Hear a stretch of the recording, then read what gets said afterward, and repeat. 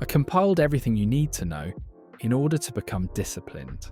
And today I'll be teaching you everything, like how to design systems that encourage discipline, ways to build an internal sense of motivation, and the key to building consistency at the end of the video.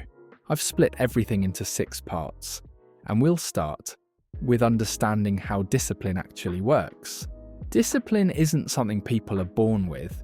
It's a skill that can be developed over time, like learning to play an instrument or improving at a sport. The more you practice being disciplined, the better you'll get at it.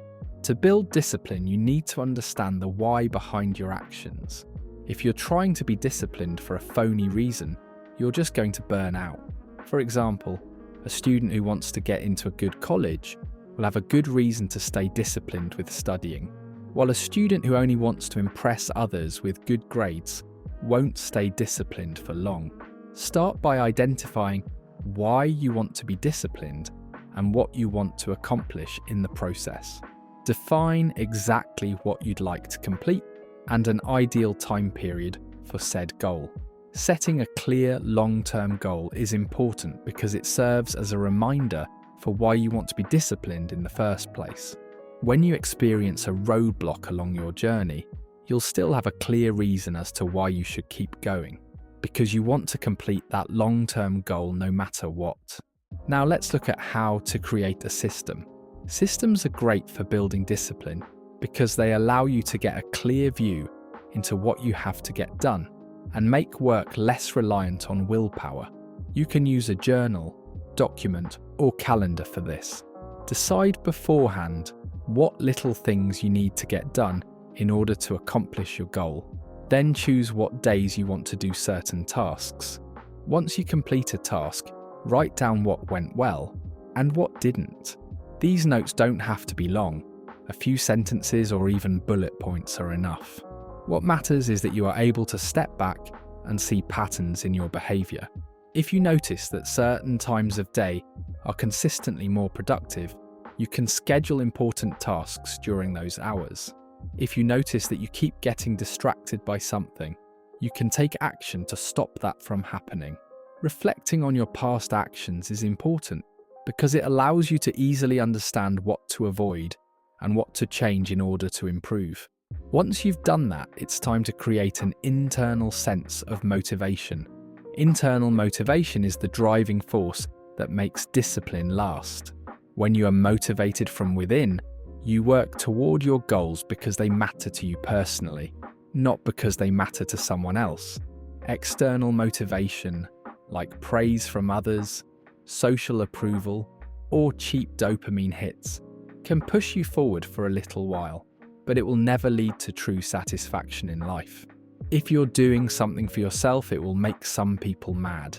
People will disagree with you, and that's okay. They aren't living your life and are too caught up in theirs to actually understand what would be best for you. This is partly why external motivation often leads to burnout, while internal motivation builds long-term success. Since internal motivation will never permanently leave you, while some people will. To build internal motivation, you need to understand how to properly practice self-compassion.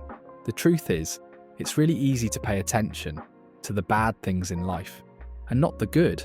But if you only pay attention to when you mess up, that won't help. Instead, be optimistic every day about your work. Even if you have a quote-unquote bad day, say to yourself, "At least I learned from my mistakes." Running an optimistic internal dialogue with yourself will help to build a sense of accomplishment and internal motivation over the long run. The next thing you should know is how to put off instant gratification. Think of your mind like a muscle. It gets stronger each time you resist the pull of immediate dopamine and choose a long-term reward instead. Delaying reward isn't about denying yourself forever. It's about training your brain to value what matters most over what feels good now. The first step is awareness. Notice when your mind craves the quick dopamine, whether it's scrolling, snacking, or any other distraction. Don't judge it, just pause. In that moment, ask yourself, will this bring me closer to my long-term goal? or just distract me from what I'm doing. If you recognize that it's only a distraction, you can give yourself the choice of whether or not you want to do it.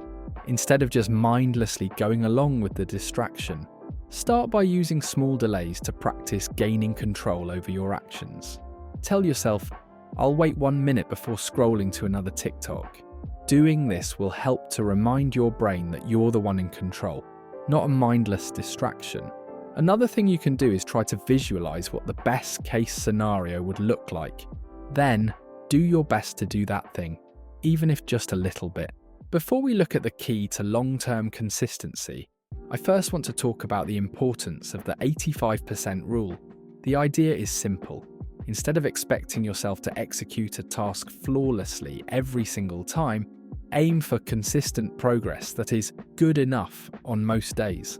However, this doesn't mean you should lower your standards. It means recognizing that long-term success outweighs occasional perfection. If you are trying to work out, focus on getting 85% of the workouts done. Missing 1 or 2 sessions won't derail your progress, but skipping workouts entirely because you missed 1 day will. Another popular method is the 2-day method. Committing to not skip 2 days in a row ensures steady momentum, while rigid perfectionism can create unnecessary stress that makes you avoid the task entirely.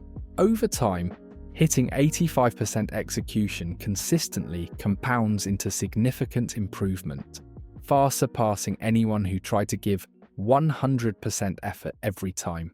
Now let's talk about the key to building long-term consistency. This is an approach that I see many people not adopt, while it has been by far the most successful strategy for me.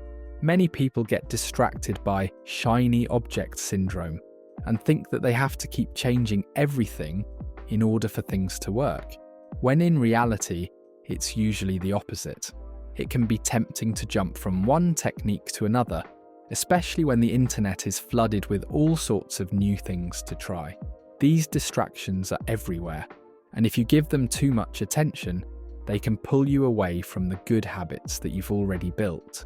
Also, the more energy you spend chasing better methods, the less energy you have for the actual task that you wanted to get done that day.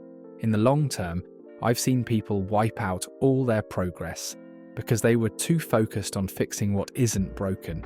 A strong system doesn't have to be complex, it just has to work for you. Following the same proven approach allows habits to solidify, which reduces the mental effort required to start and maintain them. You also gain a clearer sense of progress, because your results reflect sustained effort rather than frequent changes in strategy.